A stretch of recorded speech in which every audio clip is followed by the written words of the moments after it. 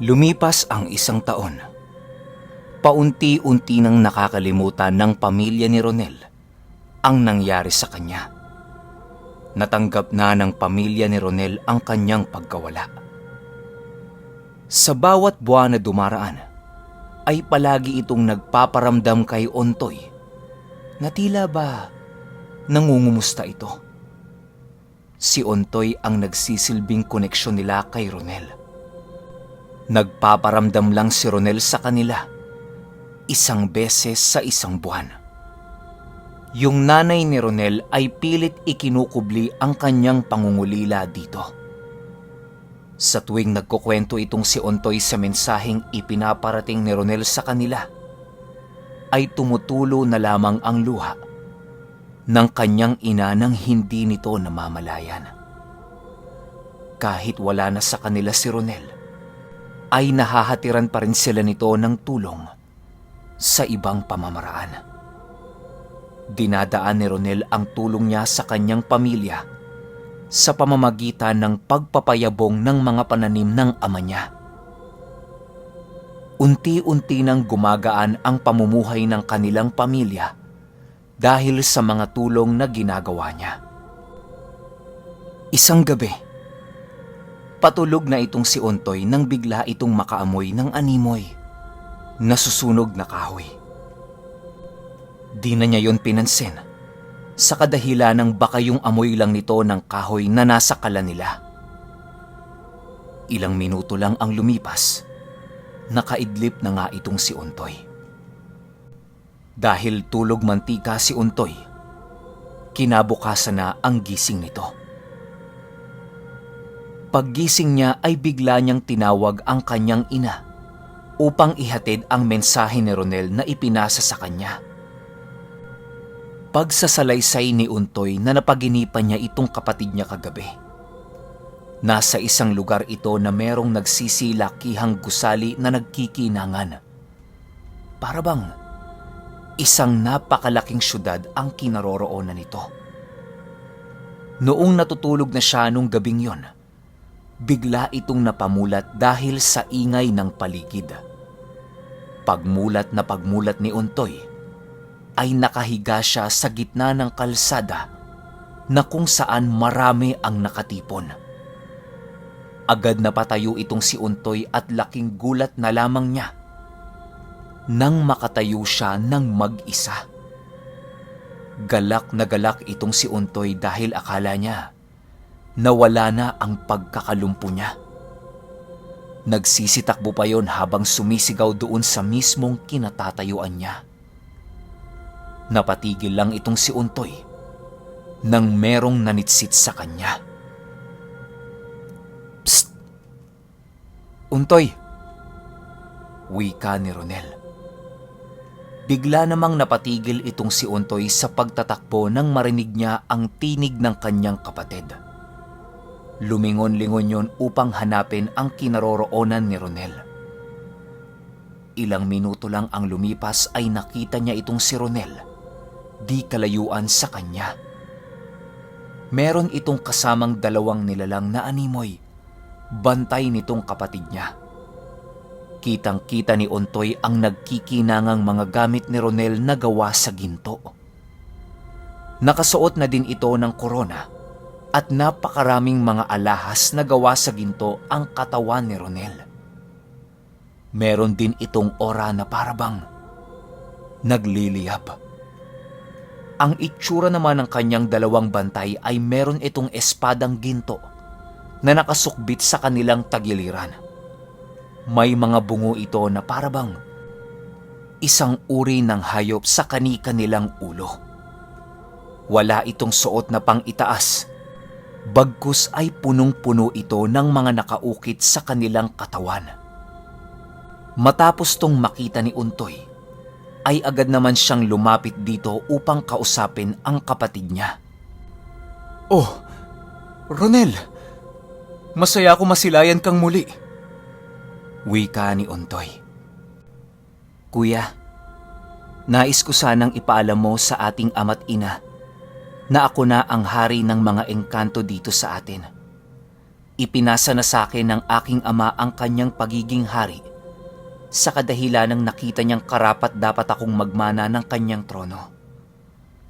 Magmula sa araw at oras na ito, ay matutulungan ko na kayo sa abot ng aking makakaya. Wika ni Ronel. Di nakasagot itong si Ontoy sa kadahilanang hindi niya alam kung ano ang kanyang sasabihin sa kanyang kapatid. Para kasing napakalayo na nang narating nito sa isang buong taon na pamamalagi niya sa mundo ng mga engkanto. Kitang-kita niya rin sa mukha nitong kapatid niya na hindi na ito basta-bastang tao dahil sa napakarami na nitong kakaiba sa katawan. Kitang-kita ni Ontoy ang 2 batong malaperlas na nakabaon sa bawat braso ni Ronel.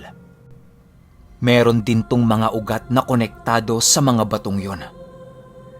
Akala niya nung una ay mga disenyo lang ito sa katawan ni Ronel, kaya tinanong niya kung ano ang mga yon.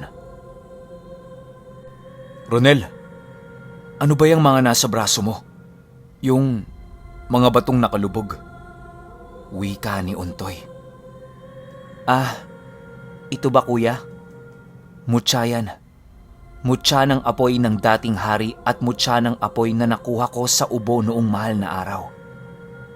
Nasa paniniwala na kasi ng mga engkanto dito na ipapasa ang mutya ng apoy na hawak ng hari sa susunod nitong tagapaghaligi upang maprotektahan ang aming kaharian. Sa pagkakataong ito ay 2 mutya ng apoy ang taglay-taglay ko. Wika ni Ronel habang paunti-unting ikinukumpas ang kanyang mga kamay. Pagkumpas na pagkumpas ni Ronel ng kanyang mga kamay, ay para bang merong nabubuhay na apoy sa hangin sa bawat pagkumpas nito. Nang isinara ni Ronel ang kanyang mga kamay, ay doon nagkaroon ng napakakapal na apoy na umaabot ito hanggang sa kanyang braso. Pagtitig ni Ronel kay Ontoy ay napaatras itong kuya niya dahil sa nakita nitong umaapoy ang pagtitig nito sa kanya. Halos hindi makagalaw si Ontoy dahil sa kanyang nasilayan at nakaramdam din siya ng pangbihirang init sa katawan. Yung tipong inilulublob ka sa isang napakainit na tubig. Ganon na ganon ang naramdaman ni Ontoy noong mga panahong yun. Agad namang binuksan ni Ronel ang kanyang mga palad nang makita niyang natatakot na itong kuya niya. Huwag kang mag-alala kuya. Palagi na akong nakabantay at nakasubaybay sa pamilya natin. Gagawin ko ang lahat sa abot ng aking makakaya upang matulungan kayo. Nais ko man bigyan kayo ng ginto, ay hindi yun pwede sapagkat bawal ipamahagi ang anumang kayamanan sa lugar na ito sa mga mortal na nasa aktwal na mundo. Dagdag ni Ronel. Sige lang Ronel, walang problema yan. Ang mahalaga ay meron tayong komunikasyon at nakakausap ka namin kahit papano. Salamat at hindi mo kami pinapabayaan kahit isa ka ng maharlika sa mundong ito. Sagot naman ni Ontoy. Matapos nilang makapag-usap ay ikinumpas na ni Ronel ang kanyang mga kamay na naging sanhi ng pagdilim ng buong paligid. Agad namang bumalik ang wisyo ni Ontoy sa aktwal na mundo. Pagmulat ni Ontoy ay nakabalik na siya sa kanyang katawan. Doon ay bigla na naman siyang nalungkot sa kadahilanang bumalik na naman siya sa pagiging lumpo. Napapaiyak na lamang itong si Ontoy dahil nawawala na din siya ng pag-asang makalakad pang muli at magkaroon ng sariling pamilya. Kung sana, sa kahit paglakad man lang ay pagbigyan ako. Diyos ko, maawa ka sa akin. Wika ni Ontoy sa kanyang sarili. Halos awang-awa na din kasi siya sa kanyang ama na siyang bumubuhay sa kanila. Palagi yung pumupunta ng baryo upang ipamili ang kanilang ani. Naiisip na din ni Untoy minsan na nagiging pabigat na siya sa kanyang mga magulang. Palagi lang siyang nakaratay sa kanyang higaan at wala siyang nagagawa maghapon kung hindi ang mahiga at matulog. Sa panaginip lang niya nagagawa ang lahat ng nais niyang gawin. Minsan ay pinipilit niya ang kanyang sarili sa pagtayo, pero hindi niya nagagawa. Ilang beses na rin siyang humingi ng tulong kay Ronel, pero hindi siya nito napagbibigyan sa kadahilanang sumpayon ng dating hari sa kanya na habang buhay niya itong pagsisisihan. Kahit naisin man ni Ronel na tulungan siya ay hindi yun maaari, sapagkat maaaring mahatulan si Ronel ng pagtataksil sa mundong yun kung tutulungan niyang mapabuti ang kalagayan ni Untoy. Kahit siya na ang hari noong mga panahong yun, ay sakop pa rin siya ng kapangyarihan ng nagdaang hari. At ang utos nun ay kailanmay hinding-hindi na mababali. Di na niya pinilit ang kanyang kapatid matapos nitong magsalaysay tungkol sa mga ganong bagay. Tinanggap na lamang ni Untoy na wala talaga siyang magagawa kung hindi ang tanggapin at harapin ang kanyang tadhana bilang isang lumpo na naghihintay na lamang ng oras ng kanyang kamatayan.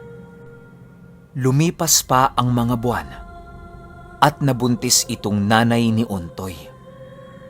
Magtatatlong buwan yon sa pagkakatanda niya. Sa bawat gabing dumaraan ay meron ng nagpaparamdam sa kanilang bahay na mga panauhin.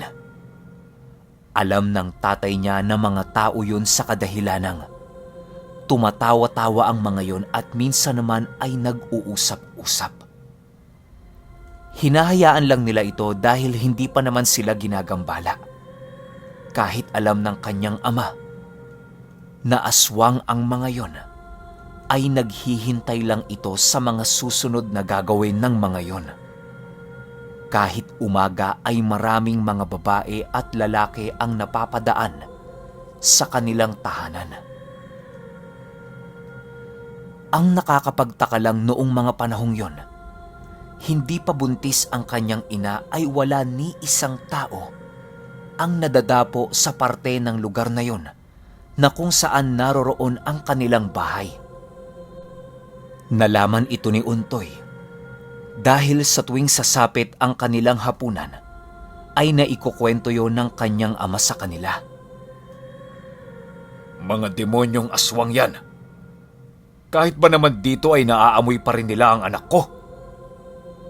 Wika ng ama ni Untoy.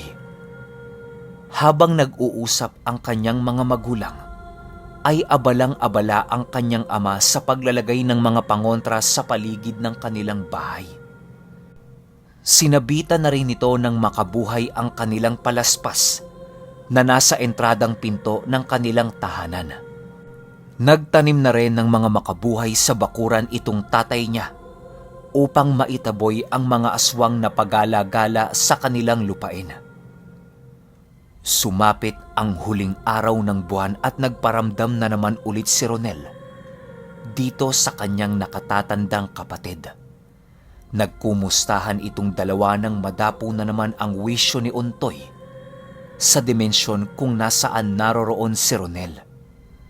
Agad niyang ipinagtapat dito sa kanyang kapatid na buntis ang kanilang ina.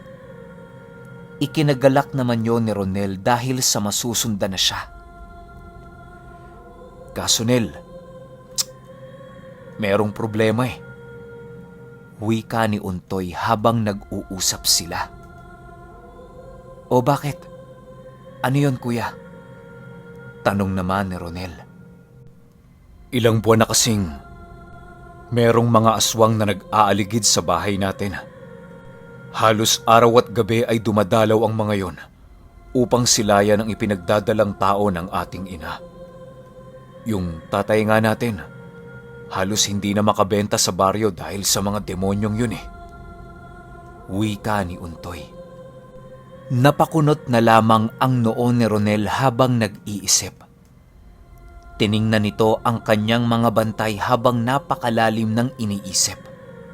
Matapos yan ay napalingon ito kay Untoy at nagwika ng, "Huwag kang mag-alala, Kuya Untoy, dahil magpapaalam ako sa Amang Hari upang payagan akong maghatid ng tulong sa ating pamilya. Maaari ko kayong matulungan sa ganyang mga bagay sapagkat walang batas na pumipigil sa aming kaharian na tumulong sa pamilya ng taong nakatira na rito." Wika ni Ronel. Matapos yan ay ipinabalik na si Untoy sa aktwal na mundo upang magbigay impormasyon sa kanyang mga magulang. Kinaumagahan ay naihatid naman ni Untoy ang bili ni Ronel sa kanya.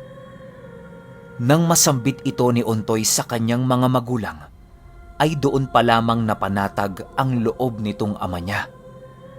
Malaki din kasi ang maitutulong nitong si Ronel sa kanila upang mapaslang ang mga mapangahas na mga aswang na umaaligid sa kanilang tahanan. Sa bawat gabing dumaraan ay hindi pa rin sila tinatantanan ng mga nilalang na yon at tila ba palakas ng palakas ang panggambala ng mga ito. Marami na rin silang nararanasang kakaibang pagpaparamdam galing sa mga nilalang na yon. Walang gabing lumipas na wala silang naririnig na mga pagtawa at pag-iyak sa labas ng kanilang bahay. Halos mabaliw na itong si Untoy dahil sa takot na kanyang nararamdaman.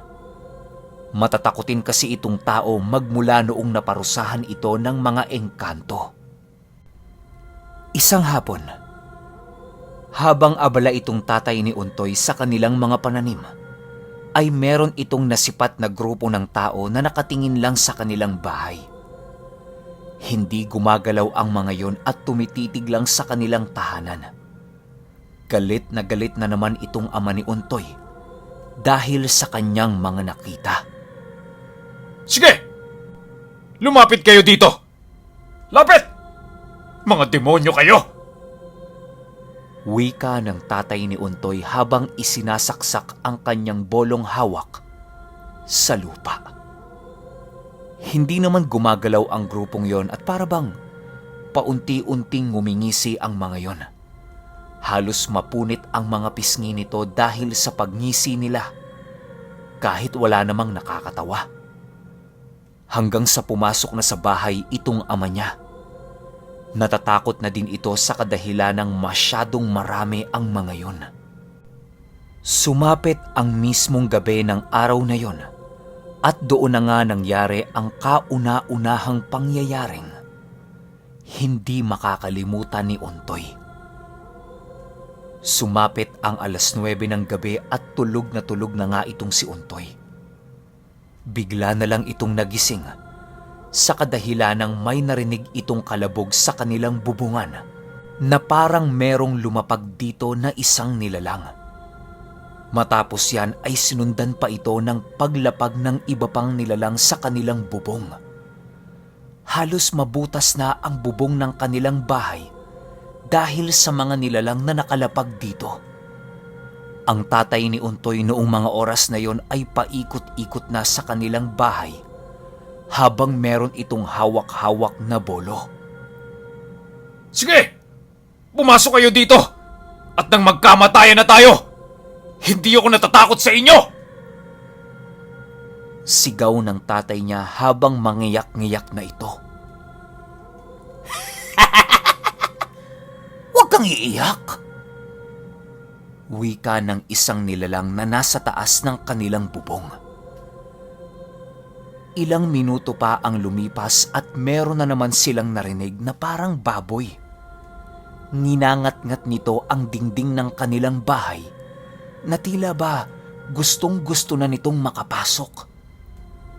Ilang oras din nagparamdam ang mga nilalang ng gano'n na halos ikabaliw na ng pamilya ni Untoy.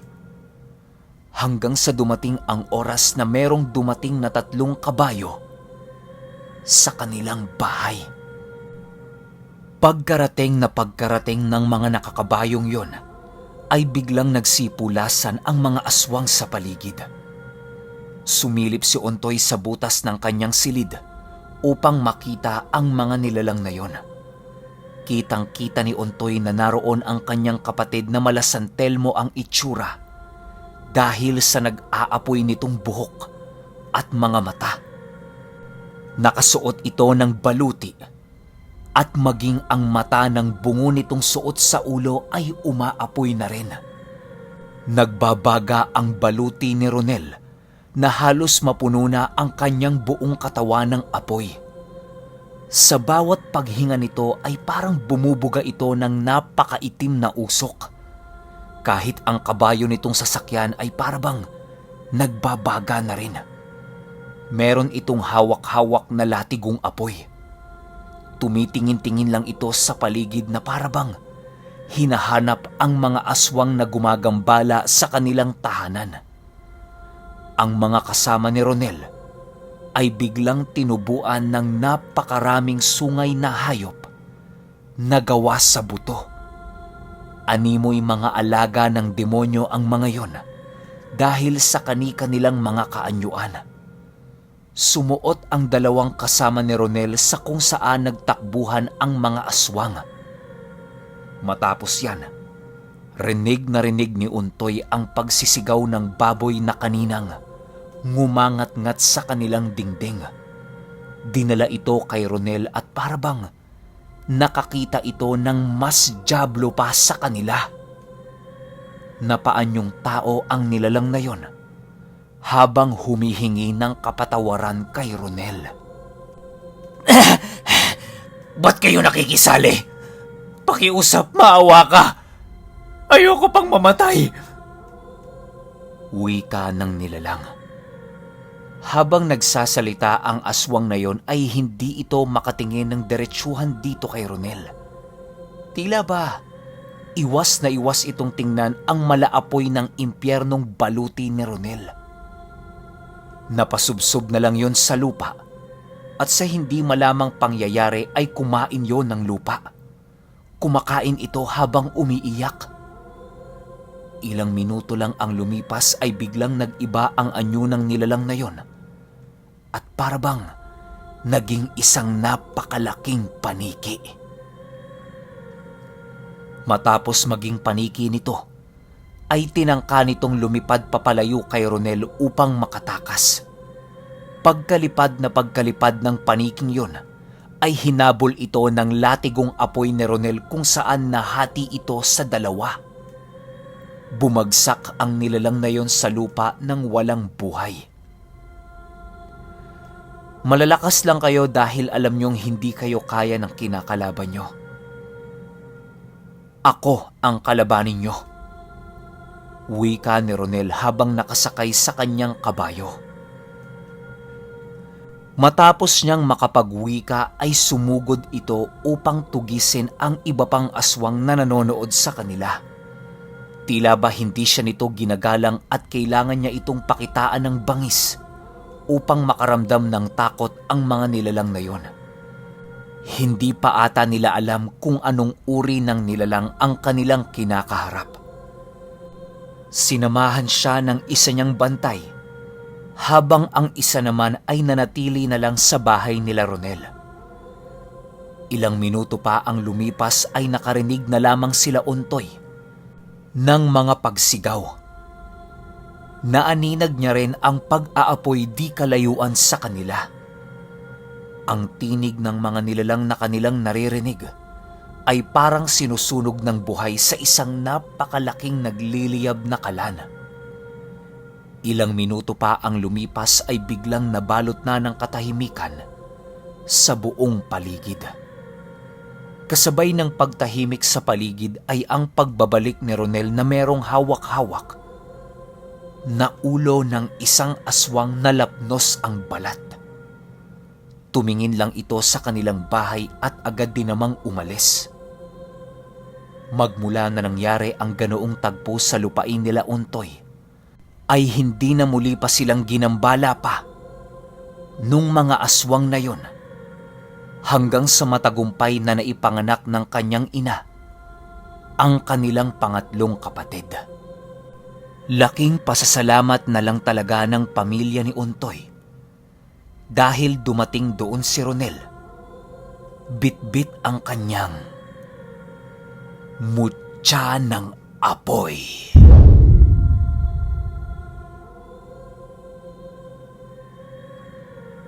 Okay, opinyon ko sa kwento. Sobrang nakakamangha na yung kapatid mong kinuha na ng mga engkanto ay nakakabalik pa rin sa ating aktwal na mundo. Hindi ko naisip na pwedeng mangyari to. Galing no? Talagang kapag makikinig ka ng kwento sa iba't ibang tao, iba't iba rin yung matutuklasan tsaka malalaman mo na pwede pala yung ganito, pwede pala yung ganyan. Grabe, nakakabilib lang talaga. At yung lakas ng mutya ng apoy, kakaiba yun. Lalo pa gamit ni Ronel na isang ganap ng hari ng mga engkanto. Ang tanong ko lang, ano na si Ronel? Nanatili ba siyang tao? O isa na din siyang engkanto kasi nasa mundo siya ng mga engkanto? Kayo, anong magiging opinyon nyo sa kwentong ito? Yun lang, hanggang sa susunod na kwento. Salamat.